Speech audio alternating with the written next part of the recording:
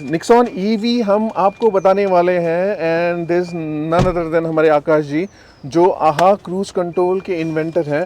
पहली बार इन्होंने ये दे, आपने तो कलर कोडिंग भी कर दी है इसको अपने हिसाब से। इसमें बकायदा स्टिकर्स और सब बनवा के हमने था इन्होंने जर्नी कैसे शुरू की, जो क्रूज कंट्रोल लगाया है वो हमको आपको बताएंगे। और दूसरी बात, बहुत लोग कहते हैं ना कि ईवी बहुत कॉस्टली नहीं पड़ता, आपकी जेब पे हल्का पड़ेगा, 1 रुपये 1.5 रुपये पड़ेगा। तो जब उनसे बात हुई, 55 चला लिया आपने? हाँ बिल्कुल, 55,000 हो और चुका है। 2 साल आपने चला ली? हाँ, 2 साल हो गए? दो पूरे हो गए, जस्ट 2। तो जब इनसे बात की मैंने, तो जो प्राइस है ना वो सीएनजी से ज़्यादा भी पड़ सकता है और कम भी पड़ सकता है, वो हमारे आकाश जी एक्सप्लेन करेंगे। पहली बात तो आकाश जी, यही एक हमारी गाड़ी है जिसकी वजह से सबको क्रूज कंट्रोल मिल पा रहा है अभी। This is the reason, this the mother of next cruise, we can call that. तो क्रूज कंट्रोल की वजह से कितना डिफरेंस हुआ है इसमें माइलेज तो नहीं बोलेंगे, रेंज में? सर रेंज में रात दिन का डिफरेंस हो जाता है इसमें कम से कम ईवी में तो बहुत ज्यादा जैसे ना, ईवी एक्चुअली बहुत ज्यादा सेंसिटिव है ड्राइविंग पैटर्न पे। तो अगर कोई कुछ ज्यादा ही सेंसिटिव है, कुछ ज्यादा ही है। हाँ। मतलब इतनी ज्यादा कि अगर आप थोड़ा भी माइंडलेसली चला देते हो तो आपको ये 130 किलोमीटर भी नहीं निकालेगी एक बैटरी, एक फुल चार्ज में। इतना डिफरेंस है। और प्रॉपरली चलाते हो तो मैंने इस गाड़ी से 340 किलोमीटर भी निकाल रखा है। 340 आपने निकाला है? जी सर, बिल्कुल। ये सिर्फ हाईवे में या सिटी में? सिटी में तो नहीं, सिटी में नहीं, मतलब नेक्स्ट क्रूज के बिना नहीं हो सकता है। बट पॉइंट इज कि गाड़ी को बस फ्लो होने दो, आप बस बहने दो गाड़ी को। हाँ। इवन आप एक ब्रेक भी लगा देते हो ना बीच में, वो इंटरप्ट कर, तो फिर वो आपकी रेंज में से 5-7 किलोमीटर खत्म कर देता है। और इनफैक्ट ये जो एनर्जी लॉस है, ये आइस इंजन में भी होता है, नॉर्मल गाड़ियों में भी होता है, बट ना वो पता नहीं चलता हमको, क्योंकि पेट्रोल पंप या डीजल स्टेशन हमारे मिलते रहते हैं हमें। हाँ। तो जो एनर्जी का कंजर्वेशन है कि भाई आप रैपिड एक्सेलरेशन मत करो, सडन ब्रेकिंग मत करो, कांस्टेंट स्पीड से चलाओ, ये प्रिंसिपल्स जितने ईवी में अप्लाई होते हैं उतने के उतने आइस व्हीकल्स में भी होते हैं, लेकिन हम इग्नोर कर देते हैं उन सबको।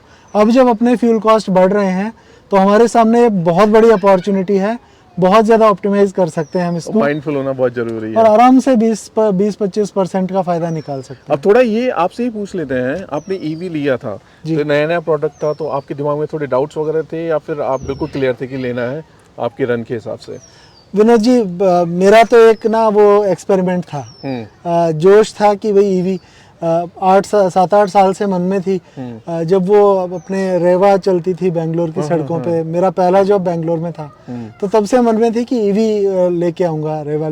पर ना फिर जब एक्चुअली महिंद्रा E2O लेके आई उसको, E2O के अवतार में, तो फिर घर वालों ने डांट के चुप कर दिया कि 8 लाख रुपए में ये लेके आएगा, और वो भी मतलब ना पहली कार थी घर की, तो वो ला नहीं पाए।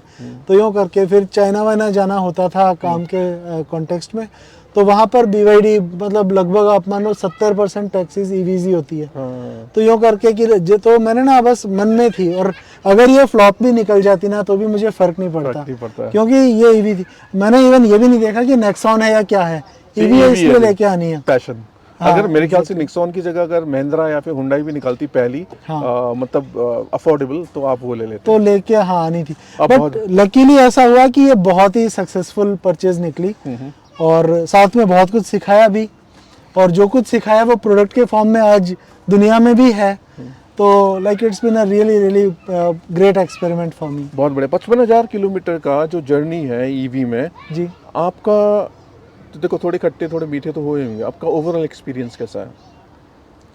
सर अगर मैं केवल एक एंटरप्रेन्योर या एक क्यूरियस माइंड के पॉइंट ऑफ व्यू से बोलूं, तो जिस पर्सन को एडवेंचर पसंद है उसको बहुत पसंद आएगी। और जो नेगेटिव एक्सपीरियंसेस होते हैं वो फैमिली के साथ हो जाते हैं एक्चुअली। अच्छा, वो क्या जैसे आप मान लो कहीं पर गए, फास्ट चार्जर आपको पता है कि है, अब आप किसी तरह गिरते पड़ते 5% बैटरी में पहुंचे और वहाँ वो चार्जर चल नहीं रहा है। जैसे अभी मेरे साथ 2 हफ्ते पहले ही हुआ था कि टाटा का नेटवर्क डाउन था, सर्वर डाउन थे, तो मैं एक फास्ट चार्जर की लोकेशन पे 4 घंटे खड़ा रहा, तब जाके गाड़ी चार्ज हो पाई। हाँ, तो इस टाइप के रहते हैं। और गाड़ी में कोई इश्यूज अभी तक नहीं, गाड़ी रिलायबल है। जो ये बैटरी जैसे 100% बैटरी है, एक SOC में ये 2.5 किलोमीटर निकालेगी तो निकालेगी ही, उसमें वहाँ कोई कैच नहीं है। तो आप ये देखिए। अच्छा, एक बहुत इंटरेस्टिंग चीज लोगों को बताते हैं, जब आपसे बात करता पता चला, लोग कहते हैं कि ईवी जो रनिंग प्राइस है ना 1 किलोमीटर 1 या 1.5 में हो जाता है। ये होता भी और नहीं भी होता है, इसका आप ना थोड़ा एक्सप्लेन कर दीजिए लोगों को। बिल्कुल विनोद जी, बहुत ही अच्छा। और ये ना ईवी ओनरशिप के बाद में पता चलती है बात। तो इसके दो मोड्स ऑफ चार्जिंग है, फास्ट चार्जिंग और स्लो चार्जिंग। तो स्लो चार्ज जो हम करते हैं घर पे अपने नॉर्मल इलेक्ट्रिसिटी मीटर में, दिल्ली में तो और भी काफ़ी सस्ता है, लेकिन नॉर्मली आप मान लो 8 रुपये पर यूनिट पड़ता है। अगर आप वो करते हो ना, तो फिर आपको ये गाड़ी 80 पैसे पर किलोमीटर का दे देती है। लेकिन ये पता है टाइम कितना लगता है चार्ज होने में, घर पे करते हैं तो? घर पे करते हैं तो ये कार अगर 0 से 100 कर रहे हो तो 12 घंटे लगाएगी। 12 घंटे लगेगा। हाँ, तो लेकिन फिर वही है, ज्यादा लगा रही है और आपको अंडर 1 रुपीज आपको दे रहा है। अंडर 1 रुपी मिल रहा ये है। बढ़ कब जाता है ये बता दीजिए लोग। जब आप इसको लॉन्ग ड्राइव पे लेके जाते हैं और फास्ट चार्ज करना आपको मजबूरी हो जाती है, तो आज की डेट में फास्ट चार्ज करते हैं तो एक यूनिट आपका लगभग 23 रुपये 24 रुपये पे पड़ता है। Very costly. एग्जैक्टली। तो आपको पर किलोमीटर इसमें कॉस्ट आती है 2 रुपये 60 पैसे, 2 रुपये 70 पैसे। इतना बढ़ जाता है? बिल्कुल सर। और जब अब मुझे भी फिर भी लगता था कि ईवी फिर भी सस्ती पड़ती है, पर रियलिटी क्या निकली, जब कुछ कस्टमर्स ने जो सीएनजी किट या तो भले कंपनी फिटेड है या रिट्रोफिटेड है, जब उन्होंने नेक्स्ट क्रूज लगवाया और नेक्स्ट क्रूज के बाद में उनका 1 kg सीएनजी में 35 किलोमीटर चल रहा है, किफायती। तो वहां पर ये आपकी कॉस्ट आ जाती है 2 रुपये 10 पैसे करीब करीब। हाँ, तो वो ईवी से सस्ती चल रही है। And at the same time EV वाले उसमें चैलेंजेस भी नहीं है। आप कंटिन्यूअसली चल सकते हो, आपको पंप या पेट्रोल एज अ बैकअप आपके पास है। तो CNG plus next cruise is a much cheaper alternative than an EV. Dual खड़ा ही होना पड़ता है। एंड मैंने ईवी की जो कम्युनिटी है, जो फ्रेंड्स हैं, जो थंब रूल निकल के आया है, अगर आप ईवी से हाईवे पे घूमते हो तो आपको नॉर्मल टाइम से 25% 20-25% ज़्यादा टाइम लगेगा ही, क्योंकि आपको चार्जर्स पे खड़े होना पड़ेगा। ये गाड़ी चार्ज होने में, फुल चार्ज होने में अभी जैसे 100 मिनट लिए थे तो लगभग 1.5 घंटा तो लग ही जाता है। और फिर अगर कोई सामने खड़ा मिल गया आपको चार्जर पे तो वो अपना 1 घंटा लगाएगा, फिर आपका नंबर आएगा, तो यूँ करके आपका बहुत टाइम खराब होता है। सबसे बड़ा ड्रॉबैक अभी सिर्फ चार्जिंग स्टेशन से। चार्जिंग सबसे स्टेशन बड़ा। अगर आदमी मान भी ले कोई बात नहीं यार, मैं थोड़ा वेट कर लूंगा, ठीक है, और उसके बाद चार्जिंग वगैरह फास्ट कर लूंगा, थोड़े पैसे भी दे दूंगा, लेकिन अवेलेबिलिटी नहीं है अभी भी, ये समय है। ये in any case I would say, मतलब I am an EV lover. अभी भी मैं दिल्ली आया हूँ तो ईवी से आया हूँ, भले ही घर पे सियाज खड़ी है। एंड द रीजन इज कि इसका जो रिफाइनमेंट और जो कंफर्ट है ना, आप 40 लाख की पेट्रोल की गाड़ी और इसको कंपेयर कर लो, बिल्कुल वो रिफाइनमेंट आपको मिलेगा। साइलेंस और सस्पेंशन, नेक्सॉन तो नेक्सॉन है ही, वो भी अपना एक बेनिफिट है। और ईवी को इस नज़र से देखना चाहिए कि हर काम का right tool for the right job, हर काम का एक सही टूल होता है। तो जो सिटी ड्राइविंग है ना, नेक्सॉन ईवी या आज की जो ईवीज़ है वो सिटी ड्राइविंग का सही सोल्यूशन है। हाईवे ड्राइविंग में BYD E6 है और आपका किया का EV6 भी है, तो आप देख सकते हो, बट उसका अभी जो ROI फैक्टर है वो अभी भी प्रैक्टिकल है नहीं। लेकिन अगर आप सिटी ड्राइविंग है तो फिर EV is a no brainer. Reliability is there, perfect है, रनिंग कॉस्ट ना के बराबर है, आपके घर में चार्ज कीजिए, ऑफिस में चार्ज कीजिए और टू एंड फ्रो आराम से घूमिए। बहुत बढ़िया। जाते जाते, क्योंकि आप 2 साल से चला रहे हो 55,000 और आप इनोवेटिव माइंड के हो, तो क्या फीडबैक है टाटा के लिए कि इसमें इम्प्रूव कर सकता है या चीज़ें और बेटर हो सकती हैं? In fact Vinod ji, I would say Tata is already doing a good job in bringing EV to India. क्योंकि देखो, 2 मेन प्रॉब्लम्स उस टाइम हमको फील होती थी जब हमने ये ली थी गाड़ी। एक तो ये कि ईवी महंगी बहुत थी और दूसरा इसकी रेंज कम है। तो अभी टियागो ईवी आ रही है, 8.5 लाख से शुरू है। अब मुझसे पूछो तो ये नो ब्रेनर है। अब भी लोग लाइन लगा के वो क्यों नहीं ले रहे हैं, आई डोंट नो। और या ले रहे हैं तो बहुत ही बढ़िया, यही बनता है। अभी भी अगर किसी को लग रहा है कि ये महंगी है तो ना, इसका सिंपल रीज़न ये है कि उन्हें ROI कैलकुलेशन समझ में नहीं आई हुई है। EV is an asset, a regular car is a liability, है ना। ईवी आपको पैसा बचा के देती है और अल्टीमेटली ये आपकी बहुत जल्दी फ्री हो सकती है। 8.5 लाख में अगर टियागो ईवी का डील है तो ये रियली आपको like it will give you a joy for life time types है।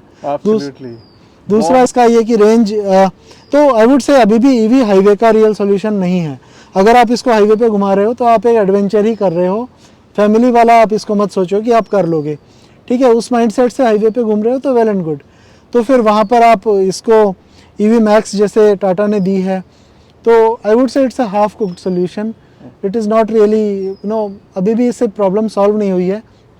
और कैसे होगी solve, I think battery technology में कोई रेवोल्यूशन होना ज़रूरी है, जरूरी है। क्योंकि 1000 किलोमीटर के आसपास जाके शायद वो स्वीट स्पॉट आएगा जहाँ पर चार्जिंग टाइम भी कम चाहिए और ये सब I don't know, but technology चल रही है। दैट्स अ ड्रीम, अगर हो जाए तो फिर नोबडी कैन स्टॉप। हो जाए तो बिल्कुल चलेगा sir. Thank you so much Akash ji. अब जाते जाते एक सवाल मैं आपसे पूछना चाहूंगा, कोई गाड़ी को कितना रेट करोगे आउट ऑफ 10?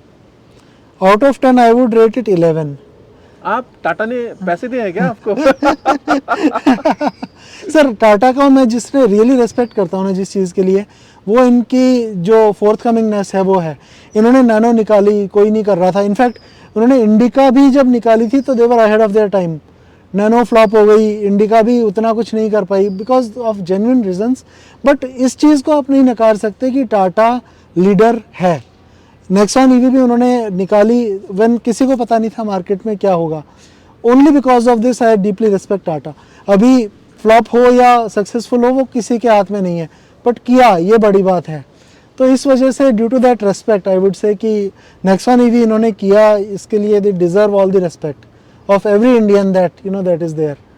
तो इस चीज़ को सर सपोर्ट करते हुए Tiago EV I would say, मतलब अब इसमें तो वैसे ही कुछ नहीं है, नेक्सॉन ईवी बहुत दिखाई देने लग गई है, तो टियागो ईवी डेफिनेटली वो फेज़ ले आएगी जो ईवीज़ का अपन देख रहे हैं।